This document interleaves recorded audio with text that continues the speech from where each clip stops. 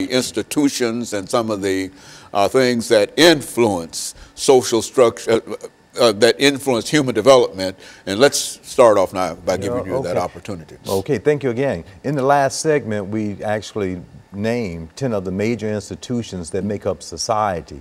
And I think the listening audience or us can always give some thought, but just kind of contextualize the fact that there are those institutions and how we are indeed from birth to where we are right now and going forth very much impacted.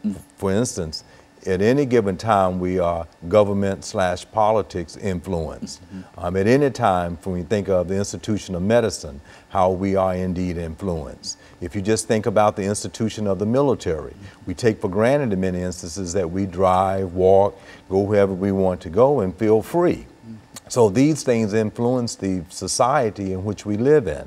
But I want us, given those 10 major institutions, to now look at human development. And I would like to cite Dr. Jean Piaget.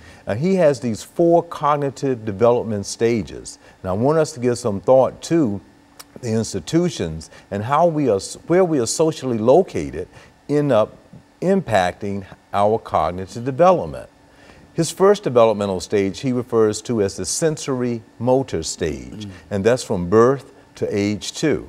And I would like to take it a little further from a theoretical point of view for the listening audience to challenge us with some of the problems we have, and even during the conception of 9 months of pregnancy leading to birth are very important for us to eat healthy, to exercise correctly, to see the physical physicians and making appointments, and to doing everything that's appropriate during that time for a good, healthy birth. But he indicates that there's something that's going on with the human development even during that sensory motor stage. Now, we need to understand just the senses, and after birth, that those are the things that influence a particular child.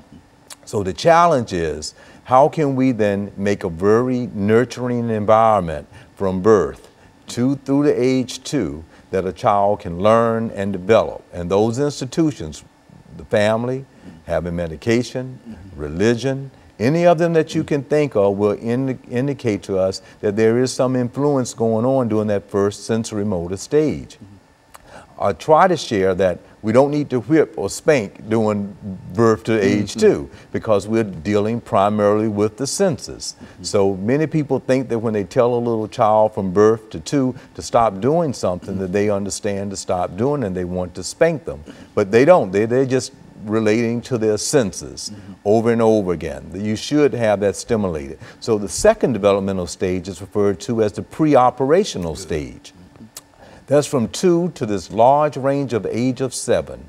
At this particular time, kids can start to understand our influence by what is in their surroundings. They can start understanding colors. When people start reading Dr. Seuss, they can stories to them. They can start identifying with mom, dad, and others at this particular cognitive developmental stage. We're thinking about reasoning at this point. Nothing else but reasoning. And that's a long developmental stage. So to the degree that we understand the influences of social structure, we can do that in a very positive way, say leading into preparation for kindergarten and elementary school. The third operational cognitive developmental stage is that of the concrete. And that goes from 7 to roughly 12 years old. This is where kids can add, multiply, subtract, divide. They understand issues of cause and effect to a certain degree.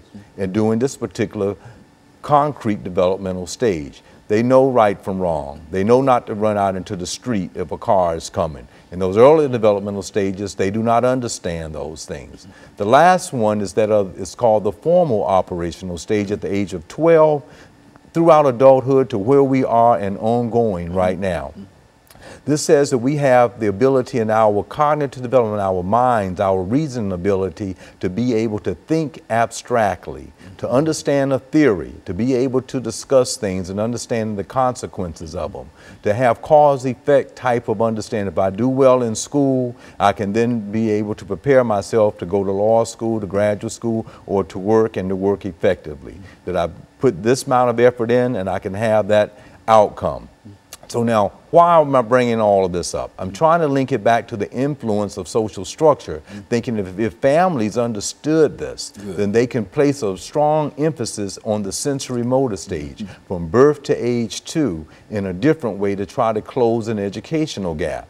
If there are certain differences that I'm hoping to get to in the next segment, of those gaps that are out there, I'm theorizing very strongly for listening audience that from 0 to 2 is a very important time to do a lot of reading to your child, exposing them to positive effects, allowing them to be able to explore and doing those things in a very positive way at that particular sensory motor from birth to age 2 that leads into 7 to 12. And so in a real sense, Dr. Sanford, all of these things, these are human developments, Yes. which is to say that no matter where humanity might be, that these are the situations that sociologists have said that all humankind, in a real sense, respond to those developments, those stages that you're talking about. Is that what we're saying here? That's exactly what we are saying.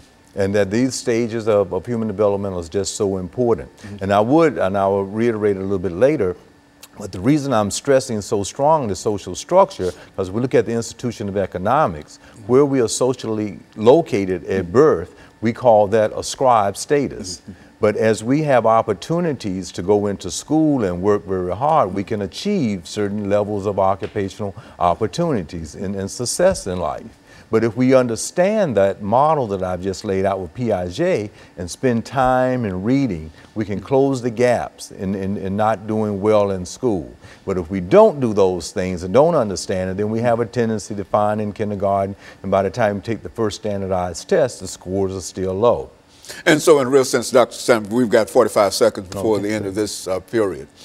But what you're saying here is that